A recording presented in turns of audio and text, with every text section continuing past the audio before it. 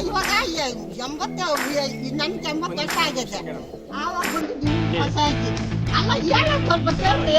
ನೀವು ಹೇಳೋದು ನಾವು ಕೇಳ್ತೀವಿ, ನಾವು ಹೇಳೋದು ನೀವು ಕೇಳಲ್ಲ. 80 ವರ್ಷ ಆಗೈತೆ, ಇದು 80 ವರ್ಷ ಆಗೈತೆ.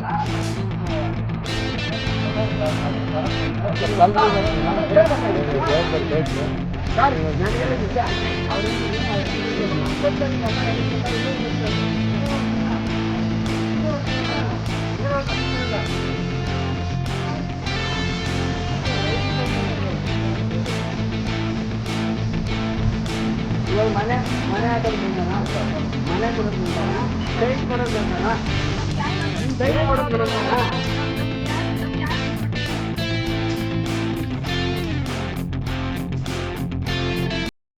HR ನ್ಯೂಸ್ನ ವೀಕ್ಷಕರಿಗೆ ನಮಸ್ಕಾರ. ನಾನು ರಾಜು ಹೊಸಕೋಟೆ. ವೀಕ್ಷಕರೇ, ಇವತ್ತಿನ ಒಂದು ಸುದ್ದಿ ಈಗಾಗಲೇ ಸಾಮಾಜಿಕ ಜಾಲತಾಣದಲ್ಲಿ ಹರಿದಾಡ್ತಾ ಇದೆ. ಸೊ ಆ ವಿಚಾರ ಏನಪ್ಪ ವಿಚಾರ ಅಂತಂದರೆ, ಈ ಇತ್ತೀಚೆಗೆ ದಲಿತರ ಮೇಲೆ ದಬ್ಬಾಳಿಕೆಗಳು, ದೌರ್ಜನ್ಯಗಳು, ಕೊಲೆ ಬೆದರಿಕೆ, ಅತ್ಯಾಚಾರ ಇಂಥವು ಸಾಕಷ್ಟು ಬರೀ ನಮ್ಮ ಹೊಸಕೋಟೆ ತಾಲೂಕಲ್ಲ, ರಾಜ್ಯಾದ್ಯಂತ ನಡೀತಾನೆ ಹೋಗ್ತಾ ಇದೆ. ಅದೇ ರೀತಿ ಇತ್ತೀಚೆಗೆ ನಮ್ಮ ಹೊಸಕೋಟೆ ತಾಲೂಕಿನ ಜಡಗೇನಹಳ್ಳಿ ಹೋಬಳಿ ಓರ್ವಳ್ಳಿ ಗ್ರಾಮ ಪಂಚಾಯತಿ ಚಿಕ್ಕತಗ್ಲಿ ಗ್ರಾಮದಲ್ಲಿ ಒಂದು ಜಮೀನು ವಿಚಾರ, ಅಂದರೆ ಗುಂಡುತೋಪು ಸರ್ಕಾರಿ ಜಾಗದ ವಿಚಾರವಾಗಿ ಸವರ್ಣೀಯರ ಮತ್ತು ದಲಿತರ ಮಧ್ಯೆ ಸಾಕಷ್ಟು ಗೊಂದಲಗಳು ಉಂಟಾಗುತ್ತೆ.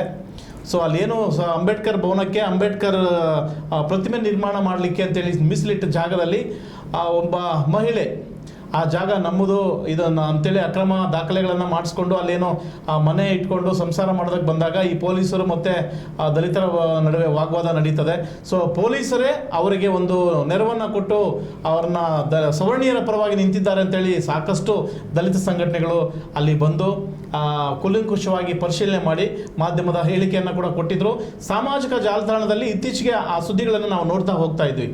ಆದರೆ ಇವತ್ತು ಅದೇ ವಿಚಾರವಾಗಿ ಮಾತನಾಡಲಿಕ್ಕೆ ನಮ್ಮ ಚಳುವಳಿ ನಾಗೇಶ್, ದಲಿತ ಮುಖಂಡರು, ಸಮತಾ ಸೈನಿಕ ದಳದ ರಾಜ್ಯ ಯುವ ಘಟಕರಾದಂಥ ನಾಗೇಶ್ ಅವರು ನಮ್ಮ ಜೊತೆ ಮಾತನಾಡಲಿಕ್ಕೆ ಬಂದಿದ್ದಾರೆ. ಸರ್, ಕಾರ್ಯಕ್ರಮಕ್ಕೆ ಸ್ವಾಗತ ಸರ್. ಜೈ ಭೀಮ್ ಸರ್. ಜೈ ಭೀಮ್, ಜೈ ಭೀಮ್. ಸರ್, ಏನಾಗಿದೆ ಸರ್, ಏನು ವಿಚಾರ ಸರ್, ಏನು ವಿಚಾರ ಮಾತನಾಡಲಿಕ್ಕೆ ತಾವು ಇಲ್ಲಿವರೆಗೂ ಬಂದಿರೋದು? ಏನಾಗಿದೆ ಆ ಚಿಕ್ಕದಗಲಿ ವಿಚಾರ? ಸರ್, ಈಗ ಚಿಕ್ಕತಗ್ಲಿ ಎಸ್ಪೆಷಲ್ ಆಗಿ ಇವಾಗ ಬೆಳಕಿಗೆ ಬರ್ತಾ ಇದೆ. ಈ ಥರ ಹೊಸಕೋಟೆಯಲ್ಲಿ ಸಾಕಷ್ಟು ಘಟನೆಗಳು ನಡೆದಿದ್ದಾವೆ. ಉದಾಹರಣೆಗೆ ಚಿಕ್ಕತಗ್ಲಿ ನೋಡಿ, ಗುಂಡುತೋಪು ಜಾಗನ ಸಾರ್ವಜನಿಕರ ಹಿತದೃಷ್ಟಿಗೆ ಬೇಕು ಅಂತ ಕೇಳೋದು ತಪ್ಪಾ? ಖಂಡಿತ ತಪ್ಪಿಲ್ಲ. ಸಾರ್ವಜನಿಕರ ಹಿತದ ಶಕ್ತಿಗೆ ಕೊಡ್ರಿ, ಯಾರೋ ಬಂದು ಕಬಳಿಕೆ ಮಾಡೋದಕ್ಕೆ ಕೊಡಬಾರ್ದು ಅಂತ ಹೇಳ್ಬಿಟ್ಟು ಅಲ್ಲಿರೋಂಥ ದಲಿತರು, ಇಲ್ಲ ಸ್ವಾಮಿ ನಮ್ಗೊಂದು ಭವನ ಕೊಡ್ರಿ, ನಮ್ಮ ದಲಿತರ ಮಕ್ಕಳಿಗೆ ಏನಕ್ಕಾದ್ರೂ ಯೂಸ್ ಆಗ್ತದ, ಒಂದು ನಾವು ಲೈಬ್ರರಿ ಮಾಡ್ತೀರಿ, ಏನಾದರೂ ಮಾಡ್ತೀರಿ, ಭವನಕ್ಕೆ ಬೇಕು, ಇದನ್ನ ಯಾರು ಒತ್ತುವರಿ ಮಾಡಬಾರ್ದು ಅಂತ ಹೇಳ್ಬಿಟ್ಟು ಅವ್ರು ಕೇಳ್ತಾರೆ. ಕೇಳಿದಾಗ ಏನಾಗ್ತದೆ ಅಂದರೆ ಯಾರು 112 ಫೋನ್ ಮಾಡ್ತಾರಂತೆ. ನಾನು ಇನ್ಸ್ಪೆಕ್ಟ್ರ್ ಕೇಳ್ತೀನಿ, ಸರ್ ನಿಮ್ಮ ಪೊಲೀಸವ್ರು ಹೆಂಗೆ ಹೋದ್ರು ಅಲ್ಲಿಗೆ ಅಂತ. 112 ಫೋನ್ ಬಂದಿತ್ತು, ಹೋಗಿದ್ದು ಆಯಿತು, ಹೋದ್ರು. ಏನು ಘಟನೆ? ಸರ್ಕಾರಿ ಜಾಗನ ಒತ್ತುವರಿ ಮಾಡ್ಕೊತಾ ಇದ್ದಾರೆ ಮೇಲ್ಜಾತಿಯವರು, ಇದು ನಮ್ಗೆ ಇದಕ್ಕೆ ಬೇಕು ಅಂತ ಹೇಳ್ಬಿಟ್ಟು ಅವ್ರು ಪ್ರಶ್ನೆ ಮಾಡಿದ್ರೆ, ಏಯ್ ನೀವೆಲ್ಲ ಹೋಗ್ರಿ ಆಚೆ, ಇಲ್ಲ ನಿಮ್ಮ ಮೇಲೆ ಕೇಸ್ಗಳಾಗ್ತೀರಿ, ನೀವು ನ್ಯೂಸೆನ್ಸ್ ಮಾಡ್ತಾ ಇದ್ದೀರಿ, ನೀವು ಇಲ್ಲಿ ದಲಿತ ಅಂತ ಹೇಳ್ಕೊಂಡು ದಬ್ಬಾಳಿಕೆ ನೀವು ಮಾಡ್ತಾ ಇದ್ದೀರಿ ಅಂತ ಹೇಳ್ಬಿಟ್ಟು ಇವ್ರಿಗೆ ರೋಪ್ ಹಾಕಿ ನಿಮ್ಮ ಮೇಲೆ ನೋಟಿಸ್ ಕೊಟ್ಟು ಇವ್ರಿಗೆಲ್ಲ ಕೇಸ್ ಹಾಕ್ರಿ ಅಂತ ಹೇಳ್ಬಿಟ್ಟು ಭಯಕ್ಕೆ ಇವ್ರನ್ನೆಲ್ಲ ಆಚೆ ಹಾಕಿ, ನಾವಿದ್ದೀರಿ ಎತ್ಕೊಂಬಮ್ಮ, ಇಡಮ್ಮ ಬಟ್ಟೆ, ಇಡಮ್ಮ ನಿಂದು ಸಾಮಾನು ಒಳಗಡೆ ಇಡಿಸ್ಬಿಟ್ಟು ಅವ್ರನ್ನ ಸಂಸಾರ ಮಾಡಕ್ಕೆ ಬಿಡ್ತಾರೆ. ಇವರಿಗೆ ಪೊಲೀಸರಿಗೆ ಯಾರು ಡೈರೆಕ್ಷನ್ ಕೊಟ್ಟರು ಆ ಜಾಗದಲ್ಲಿ ಆ ಬಾಕ್ಸ್ ಇಟ್ಕೊಂಡು ಆ ಎಮ್ಮನ್ನು ವಾಸ ಮಾಡೋದಕ್ಕೆ ಇವ್ರು ಹೋಗಿ ಸಪೋರ್ಟ್ ಮಾಡ್ತಾರೆ ಅಂದರೆ ಯಾರು ಆದೇಶ? ಆ ಎಮ್ಮಗೆ ಏನಾದರೂ ದಾಖಲೆಗಳೇನಾದರೂ ಮಾಡ್ಕೊಂಡಿದಾರ? ಏನು ಸರ್ ಅದ್ರ? ಸರ್, ಈಗ ಈ ಖಾತೆ ಮಾಡಿಸ್ಕೊಂಡಿದ್ದಾರೆ, ಈ ಖಾತೆ ಅಕ್ರಮವಾಗಿ ಈ ಖಾತೆ ಆಗಿದೆ.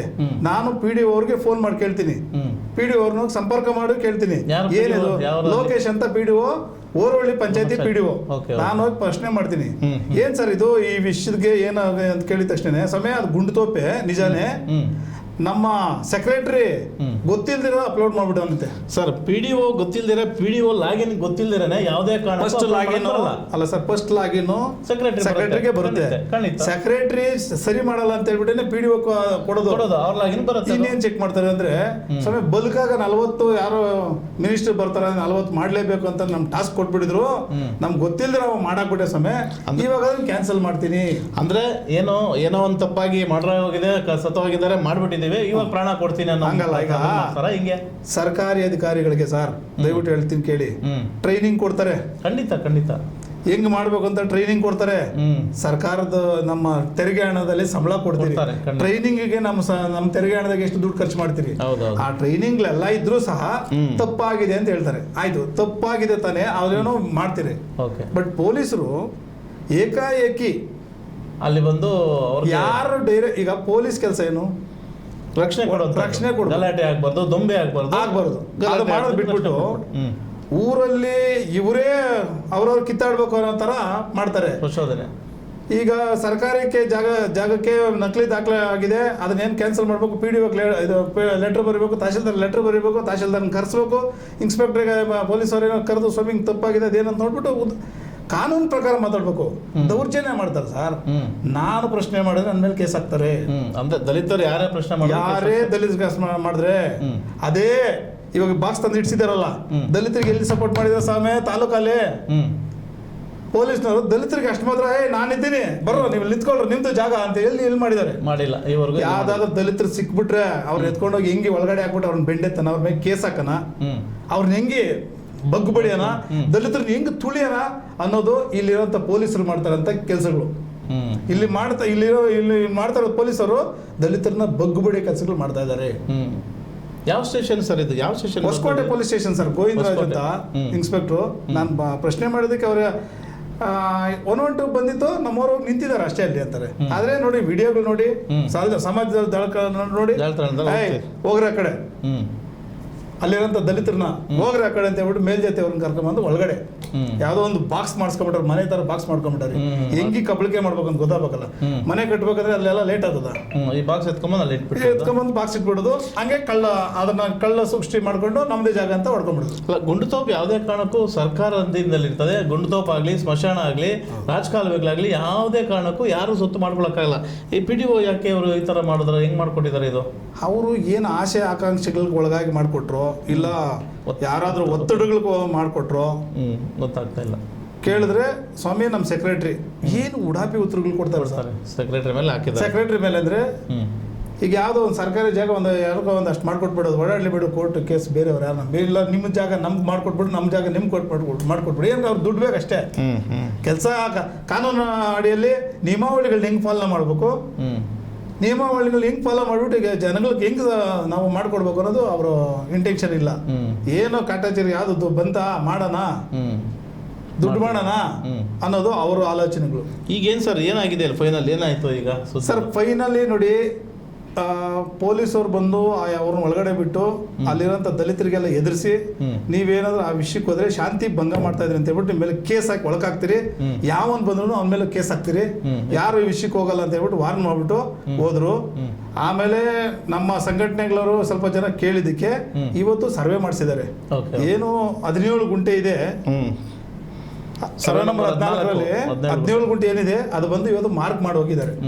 ಒತ್ತುವರಿ ಅಂತನೂ ಗೊತ್ತಾಗಿದೆ, ಸರಿ ಮಾಡ್ತೀನಿ ಅಂತ ಹೇಳ್ಬಿಟ್ಟು PDO ಹೇಳ್ಬಿಟ್ಟು ಹೋಗಿದ್ದಾರೆ ಸರ್. ಸರ್ವೆ ಮಾಡಿಸ್ಬಿಟ್ಟು ಹೇಳ್ಬಿಟ್ಟು ಹೋಗಿದ್ದಾರೆ, ಇಲ್ಲ ಅದನ್ನ ತೆರವು ಮಾಡ್ಬಿಟ್ಟು ಸರಿ ಮಾಡ್ತೀನಿ ಅಂತ. ಬಟ್ ಇದುವರೆಗೂ ಮಾಡಿಲ್ಲ. ಮುಂದಿನ ನಿಲುವೇನು ಸರ್? ಮುಂದಿನ ಹೋರಾಟ ಏನು? ಮುಂದಿನ ನಿಲುವೇನು ನಿಮ್ಮ ಸರ್? ಮುಂದಿನ ನಮಗೇನು ಗೊತ್ತಾ ಸರ್, ದಲಿತರಿಗೆ ದಬ್ಬಾಳಿಕೆಗಳು ಕಮ್ಮಿ ಆಗ್ಬೇಕು. ಈಗ ಸರ್ಕಾರಿ ಜಾಗ ಉಳ್ಸಕ್ ಹೋಗಿದ್ದಕ್ಕೆ ಅವ್ರ ಮೇಲೆ ದಬ್ಬಾಳಿಕೆ ಮಾಡ್ತಾ ಇದಾರೆ.